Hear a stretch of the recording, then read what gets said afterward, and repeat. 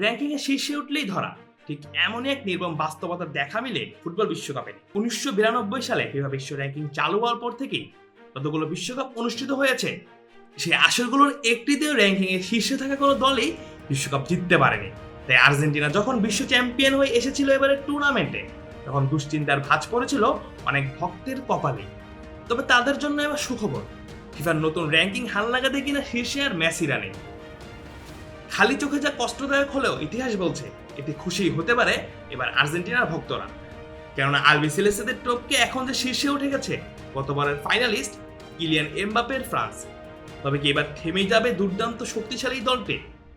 ইতিহাস বলছে র্যাঙ্কিং এর শীর্ষে থেকে বিশ্বকাপে কেউ কোয়ার্টার ফাইনালেই বিদায় নিয়েছে, কেউ গ্রুপ পর্ব পেরোতে পারেনি, আবার কেউ ফাইনালের খুব কাছে গিয়েও খালি হাতে ফিরেছেন।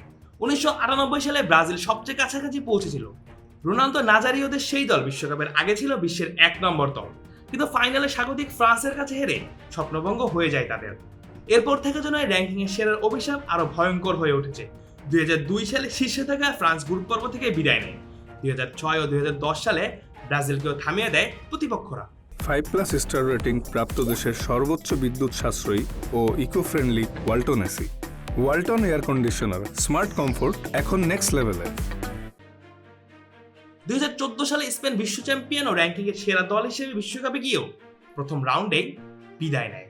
2018 সালে একই পরিণতি হয় জার্মানি। সর্বশেষ 2022 সালে কাতার বিশ্বকাপে 1 নম্বর দল হিসেবে যাওয়া ব্রাজিলকে কোয়ার্টার ফাইনালেই থামিয়ে দিয়েছিল লুকা মডরিচের ক্রোয়েশিয়া। আর এই জায়গাতেই বড় ভয় ছিল আর্জেন্টিনার। যদিও র্যাঙ্কিং এর শীর্ষ থেকে শুরু করা এই দলটি এরই মধ্যে গ্রুপ পর্বে 3 ম্যাচে জিতে গ্রুপ চ্যাম্পিয়ন হয়ে এসেছে নকআউট রাউন্ডে, যেখানে এসেই পেল আরো এক স্বস্তিদায়ক খবর। র্যাঙ্কিং এর শীর্ষে থাকলে যে পা হড়কে যায়, সেই নির্মম ইতিহাসে আর আটকে যাওয়ার সম্ভাবনা নেই মেসিদের। আপাতত যে শীর্ষে চলে এসেছে ফ্রান্স, যারা কিনা চলতে বিশ্বকাপে প্রতিপক্ষকে সেফ উড়িয়ে দিচ্ছে। গ্রুপ পর্বে দুরন্ত খেলা উপহার দেওয়া কিলিয়ান এমবাপেরা নকআউটের প্রথম পর্বেও পাত্তা দেয়নি সুইডেনকে। এরপরে র্যাঙ্কিং এর শীর্ষে উঠেছে তারা। এবার তাই দেখার পালা, কিলিয়ান এমবাপেরা কি পারবেন ফিফা র্যাঙ্কিং এর 1 নম্বর দলকে ঘিরে তৈরি হওয়া নির্মম এই অভিশাপ ভেঙে দিতে, নাকি মেসির আর্জেন্টিনার জন্য দুয়ে নামাটাই হবে স্বস্তি? আপাতত প্রশ্নটা না হয় তোলাই থাক, উত্তরে দেখা যে মিলবে খুব শিগগিরই।